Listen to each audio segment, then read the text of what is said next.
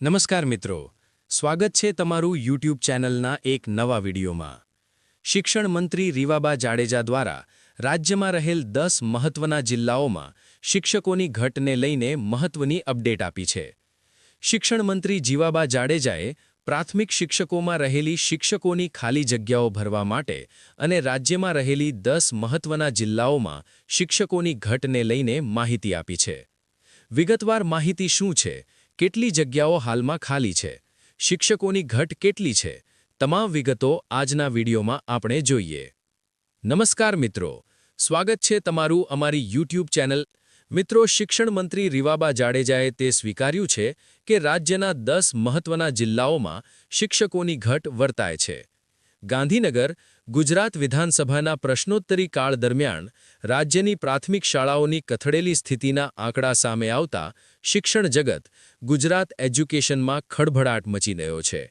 બાયડના ધારાસભ્ય ધવલસિંહ ઝાલા અને અન્ય સભ્યોના પ્રશ્નોના જવાબમાં રાજ્ય શિક્ષણ મંત્રી રીવાબા જાડેજાએ સ્વીકાર્યું છે કે રાજ્યના 10 મહત્વના જિલ્લાઓમાં શિક્ષકોની હજારો જગ્યાઓ ખાલી હાલમાં પડી છે।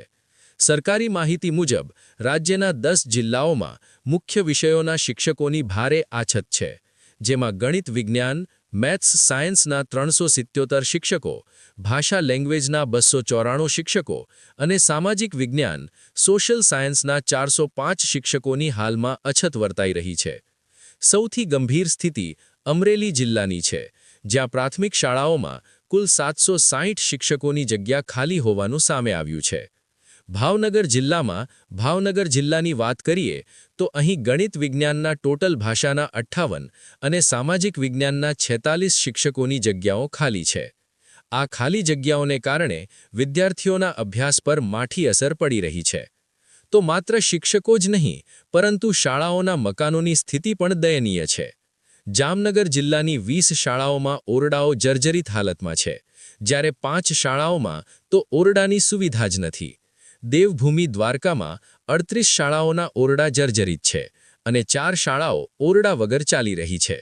ઉત્તર ગુજરાતમાં પણ સ્થિતિ સારી નથી। અરવલ્લીમાં 230 અને સાબરકાંઠા જિલ્લામાં 163 ઓરડાઓ જર્જરિત હોવાની વિગતો સરકારે જાહેર કરી છે। શિક્ષણ મંત્રી રીવાબા જાડેજાએ જણાવ્યું હતું કે સરકાર શિક્ષકોની ભરતીના રેશિયો, રિક્રુટમેન્ટ રેટિયોને ધ્યાનમાં રાખીને આગળ વધી રહી છે। હાલમાં જિલ્લા ફેરબદલી, ડિસ્ટ્રિક્ટ ટ્રાન્સફરનો કાર્યક્રમ ચાલી રહ્યો છે। આ પ્રક્રિયા પૂર્ણ થયા બાદ રાજ્યમાં નવી ભરતી અંગેની કાર્યવાહી હાથ ધરવામાં આવશે। સરકાર શિક્ષણના સ્તરને સુધારવા અને માળખાગત સુવિધા ઊભી કરવા માટે કટિબદ્ધ હોવાનો દાવો પણ કરવામાં આવ્યો છે। હવે જોવાનું એ રહેશે કે આ શિક્ષકોની ભરતી ક્યારે પૂર્ણ કરવામાં આવે છે, ઘટ ક્યારે પૂરી કરવામાં આવે છે। ધન્યવાદ।